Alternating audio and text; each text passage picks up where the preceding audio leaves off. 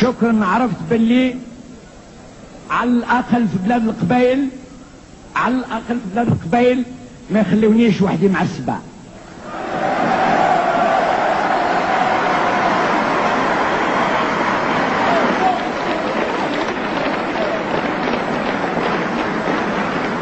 يا اخي ما تقولوش يرقزن، ده رقاز يرقزن، اما الان نقول في بلاد القبائل ما يخلونيش نموت وحدي مع السبع.